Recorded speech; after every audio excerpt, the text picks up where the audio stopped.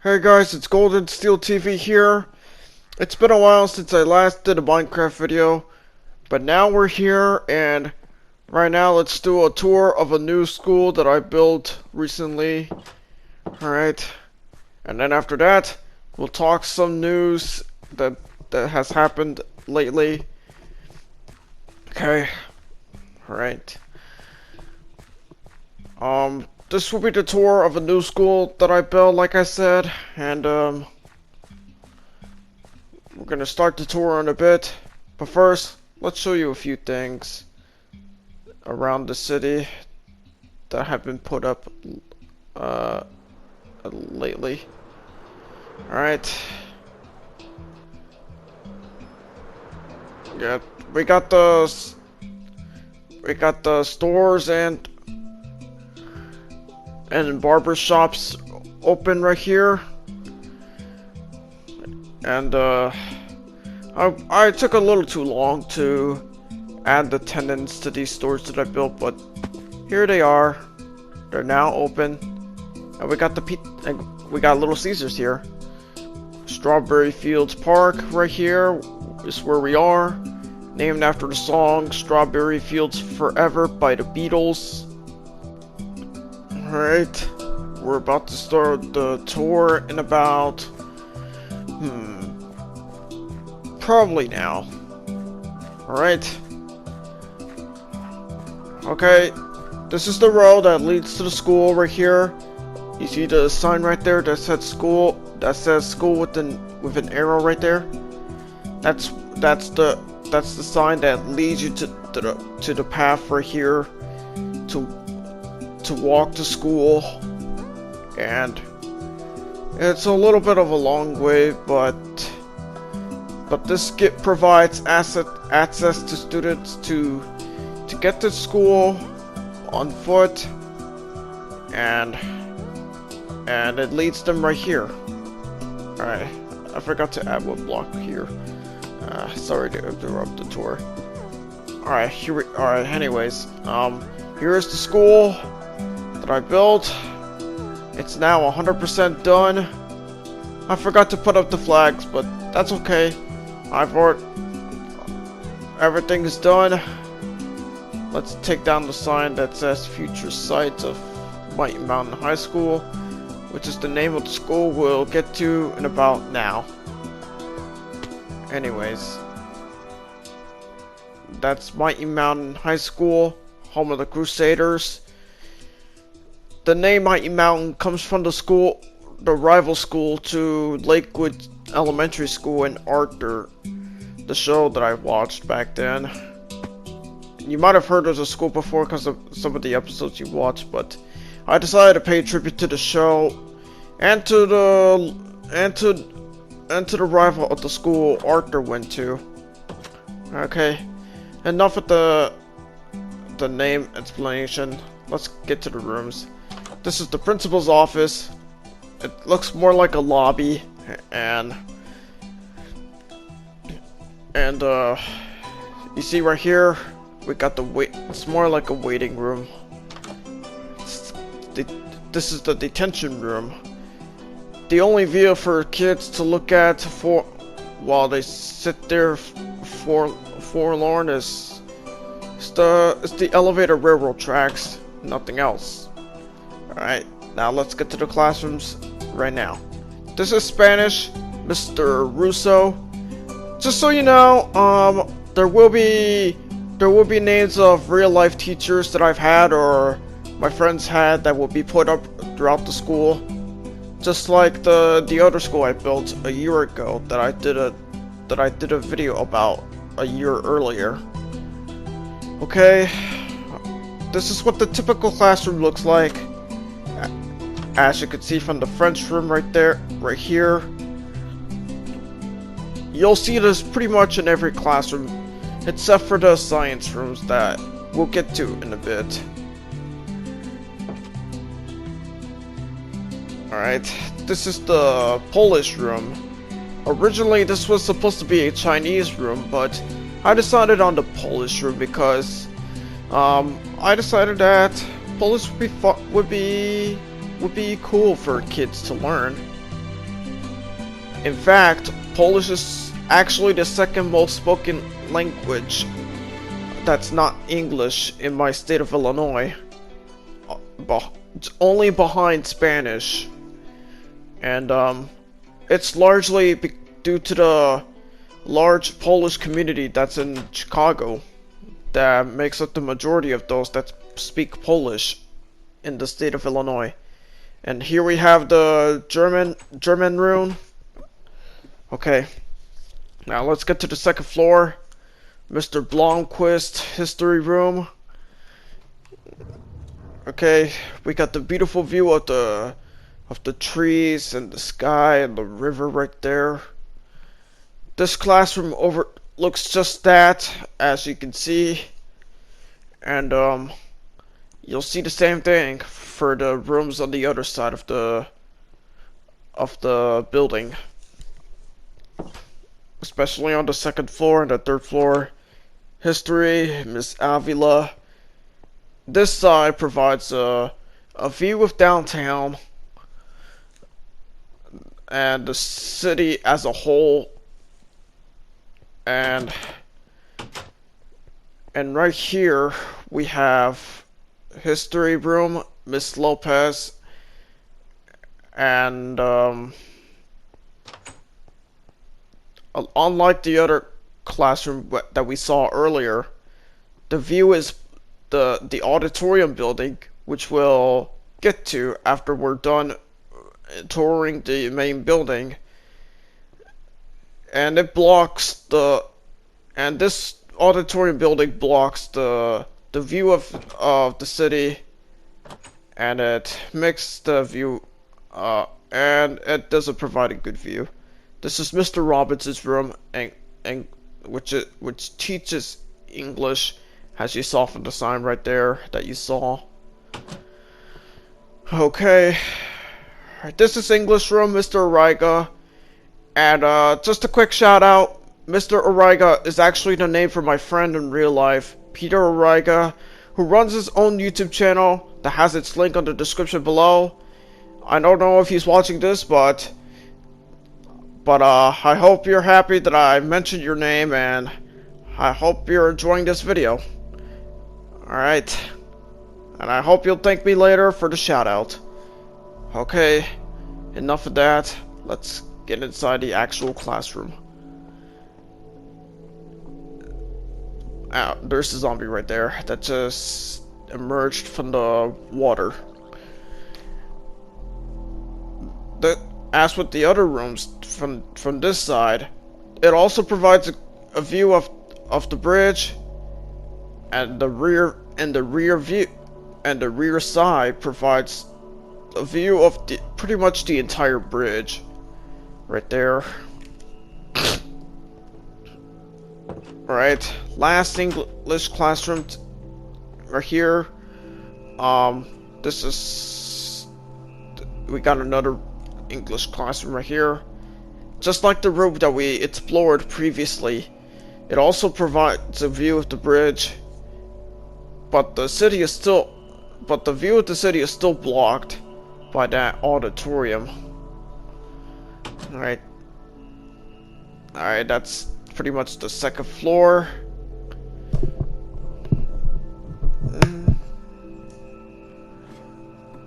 Alright, now let's get to the math rooms on the third floor. Alright, math, Mr. Vale. Alright, on this side of the third floor, this provides the view of pretty much the entire city. And you'll see that later on with the other classrooms that we'll tour. And, yeah. Okay.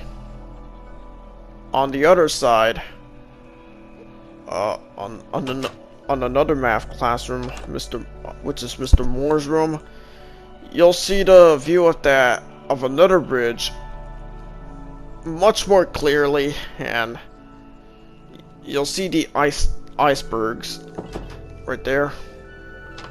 And we got Miss Kane's room, which teaches math. Alright.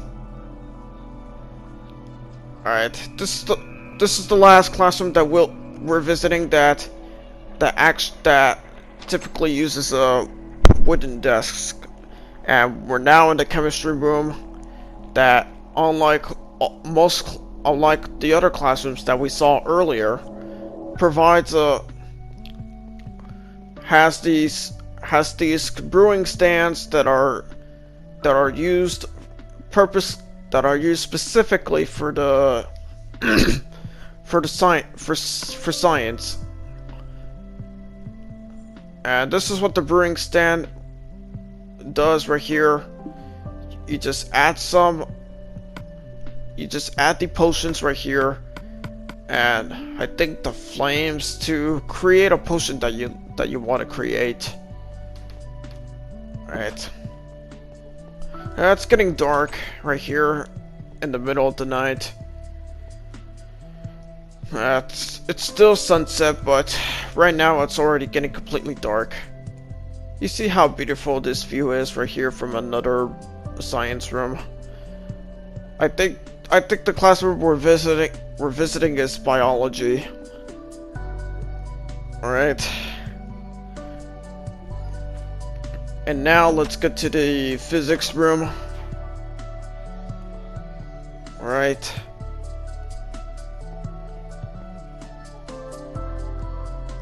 Okay, this is the last classroom that we're visiting from the first 3 floors, and now let's get to the cafeteria. Alright. This is where kids get to eat in the middle of the day at school. I forgot to add a few things, including some candle lights to illuminate the cafeteria a little more better. Okay. Alright. I'm sorry if there's a vibration in the background. I'm not sure if you can hear it or not, but I think it might be my friend speaking. I don't know. But get back to the tour. And instead of using wooden blocks as tables, we use wooden fences to hold the wooden planks, or what's it called? My brain cells are dying. Or pressure blocks as lunch tables. Alright. And as you can see the city, although it is dark outside at night, almost completely dark.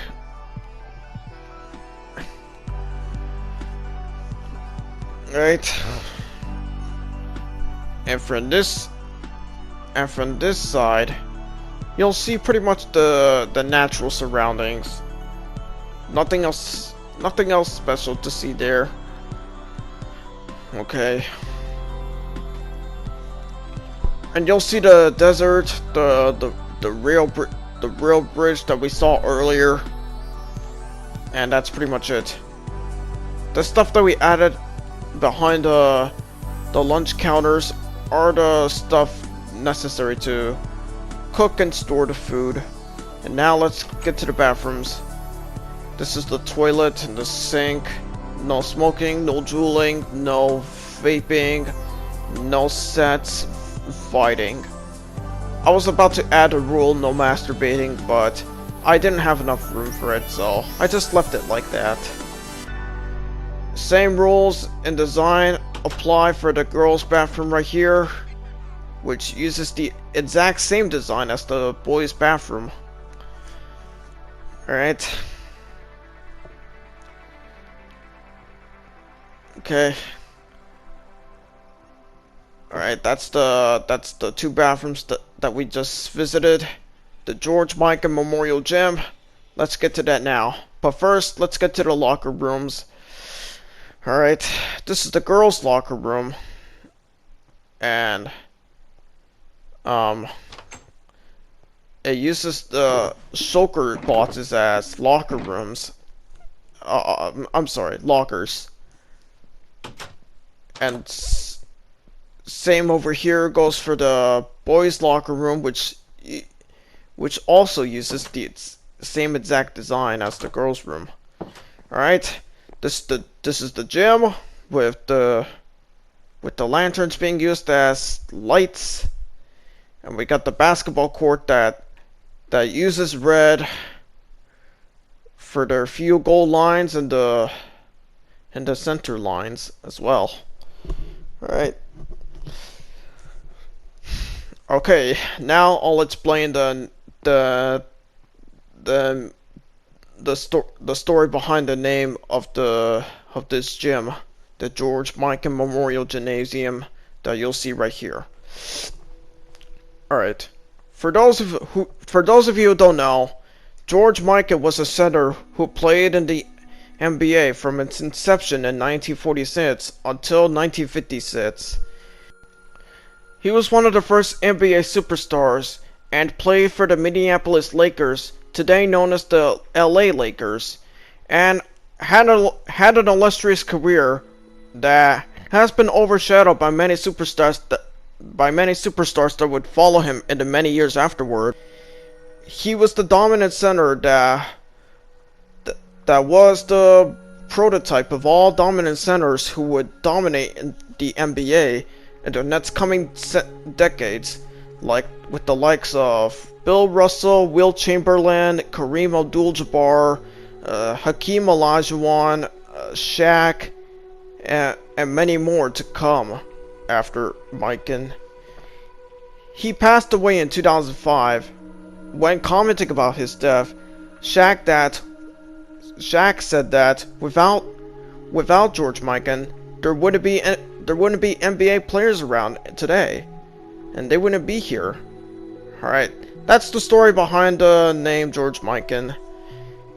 To honor his legacy, he was chosen as the namesake for this gymnasium.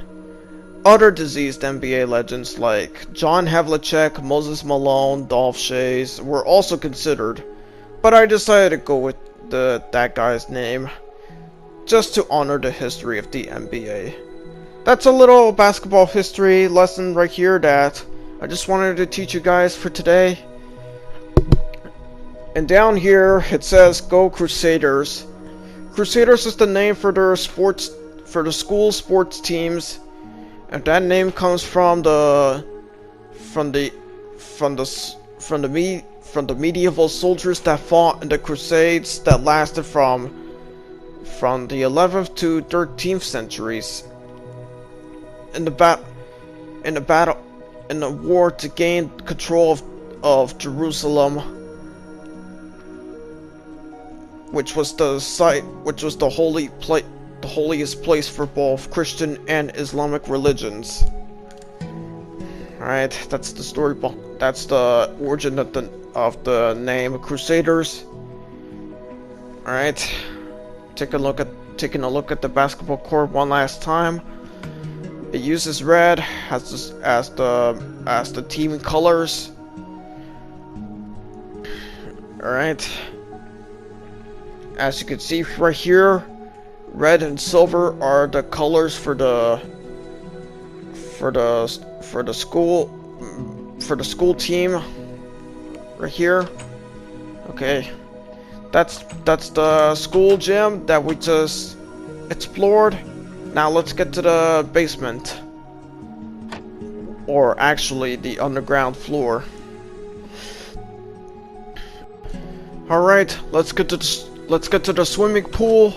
All right, let's get to the locker rooms first. All right, this is the girls' locker room, and as we saw earlier from the other locker rooms we explored, we're using soccer boxes as lockers for the pool locker rooms, and we got the shower right here. Alright. Alright. Same exact design goes for the boys' pool locker room right here. Alright. Alright. That's pretty much the pool locker rooms that we just went in. Now let's get to the actual swimming pool. We're using wooden planks as benches, and we got the sea lanterns right here being used as the lighting for the bottom of the pool underwater for so that swimmers, when they swim underwater, are able to see. Alright. We got the shallow side, the middle side, and we got the deep side right here. Alright, we also got the diving board. Just jump off of it and off you go. Okay.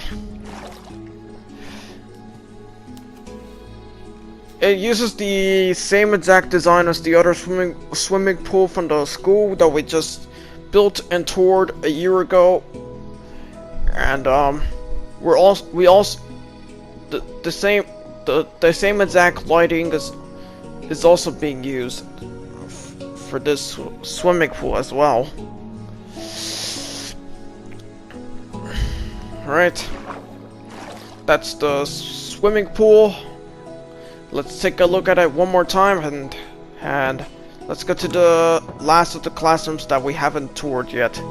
This is the music room, Mr. Ertner. We got the bass drum right here. We got the drums, guitar, keyboards, and bass. Although when you play on them, they sound like a bass drum. Probably because of the ground that these note blocks are being placed on. We got the video room right here, with dispensers being used as video cameras because they look like video cameras. Literally. Okay. Nothing else to see here. Let's visit the other rooms. Okay.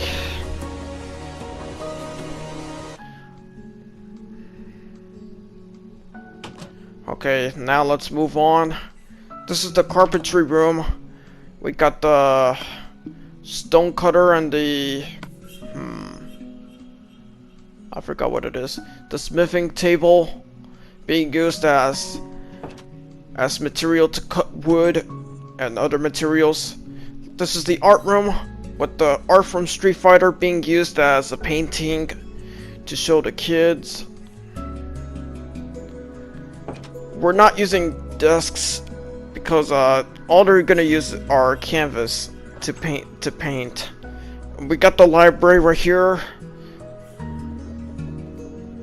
The space is a little bit tight for a library, but I did what I could to make this look nice as much as possible. We got the checkout sign right here, and that's the library. Last but not least, the computer lab, and we got the obsidian blocks being used as computers. And that's it. That's the computer lab. We're done touring the classrooms. Now let's get to the auditorium, which is the last thing we're gonna tour in the school for today. All right, the hall that leads to the auditorium is narrow, but it's what it is. Alright, the Shirley Temple Memorial Auditorium, named after the child actors from the 1930s and 1940s. And you might have known her from the commercials that you've probably seen as a kid on Nickelodeon and Cartoon Network. That was shown literally almost every time a TV show or movie was on a commercial break. Yeah, I did watch these Shirley Temple DVD commercials as a kid. when I was watching Cartoon Network and Nickelodeon back in the day. I cannot talk about it without smiling or laughing about it. Alright.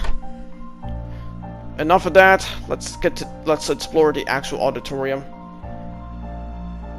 Exit to main building, and when you open the hatch doors, they lead you to this hall that leads to the main building. And let's get inside the actual auditorium, but first let's take a look at the balcony. Alright, and we got an Easter egg right here, now showing our American cousin, which was the play that Abraham Lincoln watched at Ford's Theater in Washington, D.C. when he was assassinated by John Wilkes Booth in 1865. It's actually the same exact Easter egg that you saw from the previous school tour video that we did a year ago. And to add a little more humor to the school tour, I added that Easter egg for that purpose. Okay, let's get inside the actual auditorium right now. The actual theater. Alright. We'll just do that in a bit. Alright. This is the balcony in which the audience can watch a play or musical or a concert from this section. And it also provides a nice clear view of the stage. Alright, yeah. Alright. And we got the lower section right here. There isn't too much seating, but I just made it what it is. Alright, we also got the instruments right here. Alright. And we're using paintings as decorations for the musical or the concert that we're putting up. Alright. We're using lanterns as stage lights. And that's pretty much the stage that we just explored. Alright, that's the school tour, folks. We're done. Let's get out of the school and let's go home. Okay. Alright. That's pretty much the school tour. I hope you guys enjoyed it. I may be focusing a little too much on the views from the outside, but that's okay. I made the best out of the school tour that we did. And yeah. Some of the teachers' names, like I said, are from real life teachers. I know they might not be watching this video because they might be unaware of my YouTube channel, but they may be pissed or impressed at how my videos are like, but it's their opinion. I wouldn't be surprised if they get pissed or happy about that I'm doing some YouTube videos, whether inappropriate or not. But I'm only doing this for the sake of entertainment. Alright, this is the football soccer stadium. Rodriguez Memorial Field at Kellogg Stadium is the name for this stadium that has just been complete. Rodriguez is the name for a friend that recently passed away. And I won't go into detail about his death, but I decided to name the soccer and football field after him to honor his memory. Alright, and we got the sponsor for this stadium, Kellogg's, which is a cereal company that makes our favorite cereals like Frosted Flakes, Rice Krispies, and Corn Flakes, among many others. And finally, this soccer football field now is now functional with the soccer goal posts that we got, and we got the lighting as well for players and spectators to be able to see when there's a football soccer game at night. Alright, it's almost nighttime. We're about to go to sleep. But now that we explored pretty much everything new, now let's get to the real life news. I'm only gonna share what's relevant to me because I might have run out of time from the amount of blabbering I did from the school tour, but let's get to them now. Let's take a look at the school for one final time. But now let's get to the real life news. In basketball, 22 teams have arrived at Walt Disney World in Orlando, where they're supposed to play to restart the NBA season. A few players, including Nikola Jokic, Russell Westbrook, have already been diagnosed with the coronavirus. They should be okay, and they should rejoin their team soon, as soon as they get better. Where they're staying is called the Bubble, and no players can leave unless they have a family emergency, their kid that's being born, and other important reasons. All right, we got the soccer football stadium now put up. After a months-long delay, the soccer field is now put up, albeit with no audience in response to the COVID-19 pandemic that's still going on. Alright. Okay, that's basically the soccer stadium. And we also put up the signs that say, alright, we got the button right here, and we got the iron door added to prevent fans from entering the stadium, and only players, staff, and media are allowed inside, as you saw from the sign right there. Alright, to enter, press the button next to the iron door. To leave, press the button to open the iron door in order to exit.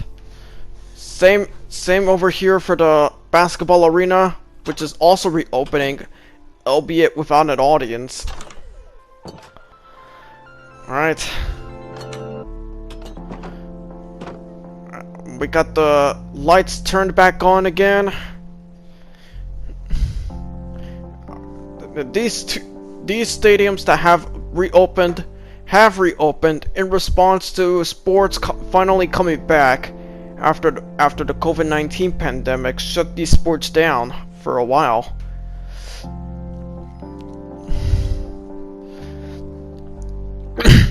Alright.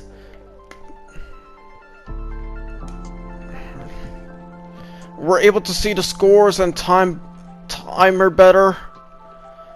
Okay. And that's pretty much it. As with the soccer stadium, no fans are allowed inside. Only the players, staff, and media representatives are allowed in the basketball arena. Okay. One last thing to mention about the NBA bubble. There are a few players who are absent from the restart, including Kyrie Irving due to his social justice beliefs, and Avery Bradley, and that's it.